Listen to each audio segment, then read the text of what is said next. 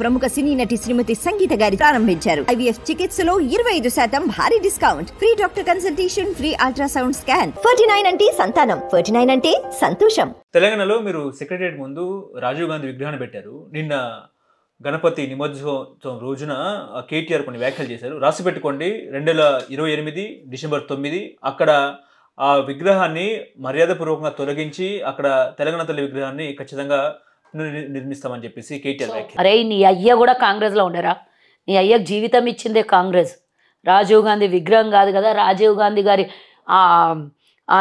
ఎక్కడైతే విగ్రహం పెట్టినో ఆనవాళ్ళ దగ్గర పోయి ఏలు పెట్టి టచ్ చేసి చూడు వెదవా, నీ ప్రభుత్వం వస్తుందా నా ప్రభుత్వం వస్తుందా అనే కాదు, విలువలు తీసే మాటలు మాట్లాడితే చెప్పు తీసుకొని కాదు నరికి పడేస్తారు అడ్డంగా. తెలంగాణ ప్రజలు, భారతదేశం ప్రజలు ఏ రకంగా రాజీవ్ గాంధీ విగ్రహానికి అర్హత లేదురా వెదవా. తెలంగాణకు ఆయనకి ఏం సంబంధం అంటున్నారు, ఏం చెప్తారు దాని మీద? తెలంగాణ ఇచ్చింది సోనియా గాంధీ. కాంగ్రెస్ పార్టీ ఒక రాష్ట్రంలోనే కాదు దేశంలో ఉంది. ఈరోజు మనము భారతదేశ ప్రధాని అయినటువంటి పివి నరసింహారావు గారి విగ్రహం పెట్టలేదా, ఇందిరాగాంధీ విగ్రహం పెట్టలేదా, అదే జాతికి అదే ప్రధానమంత్రి జాతికి చెందినటువంటి రాజీవ్ గాంధీ విగ్రహం అక్కడ ఉంటుంది. ఈరోజు సచివాలయం ఎదురుగుండా ఉండడం, సముచితమైనటువంటి స్థానం కల్పించడం, ఒకటి దేశం కోసం ప్రాణాలు అర్పించడం. మీరేంద్ర రాష్ట్రం కోసం కూడా కనీసం మీరు ఒక్కళ్ళు కూడా మీ కుటుంబం కాదు మీ జాగీర్లు ఎవరు కూడా మీకు గడిలల్లో పండుకున్న ఒక్క విధవ కూడా చావలేదు కదరా.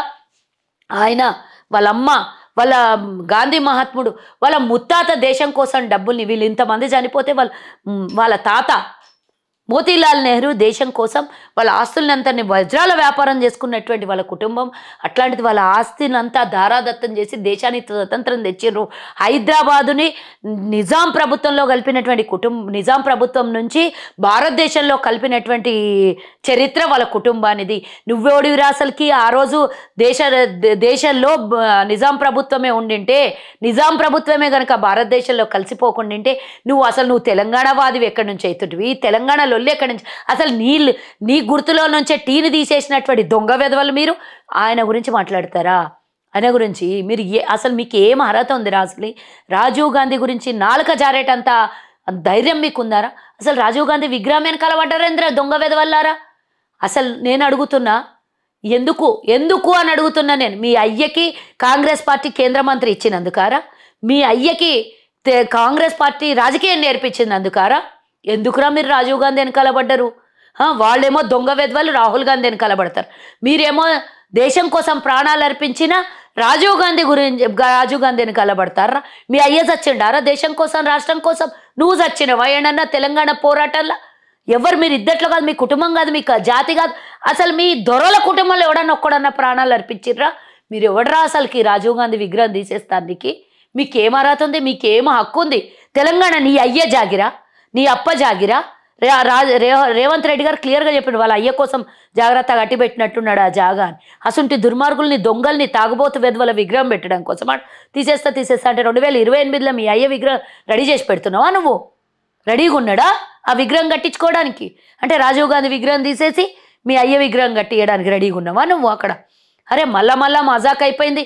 మాట్లాడితే నోరు జారుడు ఎక్కువైపోయింది. క్షమాపణలు చెప్పుడు, మళ్ళీ తప్పు మాట్లాడు, క్షమాపణలు చెప్పుడు, మళ్ళీ తప్పు చేసుడు. ఏంది ఇదే పని? పొద్దున్న దాకా ఇదే పని పెట్టుకొని కూర్చున్నా.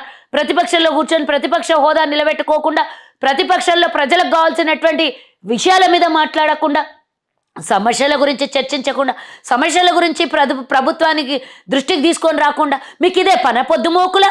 అయితే కాంగ్రెస్ పార్టీని తిట్టుడు, లేకపోతే తెలంగాణ మహిళల పట్ల అఘోరంగా మాట్లాడు, ఇదేనా మీకు పొద్దుందాకా? ఎందుకేనా మీకు 39 సీట్లు ఇచ్చి గెలిపించింది తెలంగాణ ప్రజలు? అసలు మీరు దరిద్రం మొత్తం నెక్స్ట్ టైం జీరో అయిపోయి దరిద్రం వదిలిపోతే తెలంగాణకు పూర్తిగా మీ దరిద్రం పోతే తెలంగాణకు పట్టిన శని పోతుంది. ఓకే, కంప్యూటర్ని కనిపెట్టింది ఎవరు? చార్లెస్ బాబ్జా లేకపోతే రాజీవ్ గాంధీనా? ఎవడానికి చెప్పినాడు మేము రాజీవ్ గాంధీ కనిపెట్టిండని చెప్పినాంరా? భారతదేశానికి తీసుకొని వచ్చింది, పరిచయం చేసింది రాజీవ్ గాంధీ అని చెప్పినాం రప్పించముండా. అది కూడా తెలియకపోతే నీకు ఎట్లరా? మీ అయ్య కూడా ఉన్నాడు కదా ఇదే పార్టీలా. కంప్యూటర్ వచ్చినప్పుడు మీ అయ్య కాంగ్రెస్ పార్టీలోనే ఉన్నాడు కదా. మరి నువ్వు ఈరోజు ఐటీ మంత్రిగా అయినావు కదా, గొప్పలు చెప్పుకుంటున్నావు. ఆ రోజు అసలు కొన్ని అప్పుడు సిపిఐ పార్టీలు ఇవన్నీ కూడా వ్యతిరేకించినాయి. అసలు కంప్యూటర్ రావద్దు, ఐటీ సంస్థలు రావద్దు, ఇవన్నీ రావద్దు అని వ్యతిరేకించినాయి. కానీ అందరితో కొట్లాడి ఆ రోజు ప్రధాన ప్రతిపక్షం ప్రధానంగా ఉండేటటువంటి సిపిఐ సిపిఎంతో కొట్లాడి తీసుకొని వచ్చినటువంటి రాజీవ్ గాంధీ ఆయనే లేకపోతే నువ్వు ఈరోజు ఐటీ శాఖ మంత్రి, నీ బోల్రేసిన నీ బొగ్గులు కప్పుకున్న ముఖానికి నువ్వు ఐటీ శాఖ మంత్రి వేడి నుంచి ఎటువంటివి, ఎక్కడి నుంచి నీ బతుకు ఈరోజు తెలంగాణలో అధికారంలోకి వస్తుంటివి, ఈరోజు సిస్టంలో కూర్చొని అన్ని ఓట్ల కిందికి మీదికి చేస్తున్నారు కదా, ఇవన్నీ ఎడికేలు వస్తున్నాయి మీకు, ఇంత గ్యాంబ్లింగ్ చేసే బతికే ఎడికేలు వస్తున్నాయి మీకు. అంటే ఒక మంచి సంస్కృతి కోసం, మంచి సంస్కారం కోసం ఐటీ సంస్థని ఏర్పాటు చేసి కంప్యూటర్ని భారతదేశానికి పరిచయం చేస్తే మీరు దాన్ని తప్పుదారిలో ఉపయోగించుకుంటున్నారు, మీరు దాన్ని తప్పుదోవ పట్టిస్తున్నారు. అవి అన్ని తప్పుదోవ పట్టించుకుంటున్నారు. ఏ దోవనన్నా పట్టించండి. ఫస్ట్ భారతదేశానికి పరిచయం చేసినటువంటి వ్యక్తి, 18 ఏళ్లకే ఓటు హక్కు కల్పించినటువంటి వ్యక్తి, సర్పంచులకి పూర్తి స్థాయిలో వాళ్ళకు హక్కుల్ని ఇచ్చినటువంటి వ్యక్తి, ఇన్ని రకాలుగా మహిళలకి 50% రిజర్వేషన్ తీసుకొచ్చినటువంటి వ్యక్తి రాజీవ్ గాంధీ.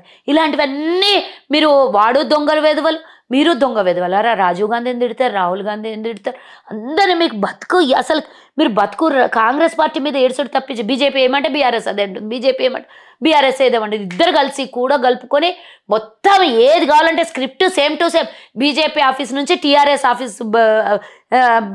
భవన్కి పోతున్నట్టున్నది స్క్రిప్ట్, అక్కడి నుంచి ఇక్కడికి వస్తున్నట్టున్నది. ఇద్దరు కూడా కలుపుకొని ఏ డిబేట్లో చూసినా ఇద్దరు వర్షన్ ఒకటే ఉంటుంది, ఎక్కడ మాట్లాడినా ఇద్దరు వర్షన్, ఒకళ్ళు రాహుల్ని తిడతారు, ఒకళ్ళు రాజీవ్ని తిడతారు. ఇదేనారా మీ బతుకు? అన్ఫిట్ సీఎం అని చెప్తున్నారు. 420 హామీలు అమలు చేయలేని మీరు దొంగల గురించి మాట్లాడితే ఏం మాట్లాడతావు?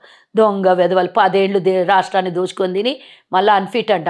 అన్ఫిట్ నిన్ను కూర్చోబెట్టి మీ అయ్యను కూర్చోబెట్టినందుకు తెలంగాణ అన్ఫిట్ అయిపోయింది. ఈరోజు 10 లక్షల కోట్ల అప్పు చేసి ఎక్కడి నుంచి పైసలు తేవాలనో తెలియక పరిస్థితులు గందరగోళంగా ఉంది. మీరు అసలు నిజంగానే ఆర్థిక శాఖ మంత్రి ఆ రోజు రోషయ్య గారు ఉన్నట్టు ఒక ఆర్థిక శాఖ మంత్రి, మంచి శాఖ మంత్రి అన్న లేకపోతే నేషనల్ పార్టీ చేతిలో ఉంటేనన్నా భయం ఉండి పై వాళ్ళకు భయపడన్నా ఇన్ని అప్పులు చేయకపోతుండే. అసలు మీ దరిద్రానికి ఒక జాతీయ పార్టీ కాకపోయే, మీ బతుకుకి భయం భక్తి ఉన్నటువంటి ఒక ఆర్థిక శాఖ మంత్రి లేకపోయే, మీ ఇష్టారాజ్యం అయిపోయింది. కుక్కలు చింపిన ఇస్రాక్లాగా చేసి మళ్ళీ మీకు అన్ఫిట్ ముఖ్యమంత్రి అండి. ఫామ్ హౌస్లో పండుకున్న మీ అయ్యను అన్ఫిట్ ముఖ్యమంత్రి, ఫిట్ ముఖ్యమంత్రి, బాగా తాగి సూలిపోయే ముఖ్యమంత్రి, సోలి పడిపోయే ముఖ్యమంత్రి. మీ అయ్య గురించి మాట్లాడు, మా గురించి మాట్లాడితే ఇంకా నాకు బూతులు వస్తున్నాయి.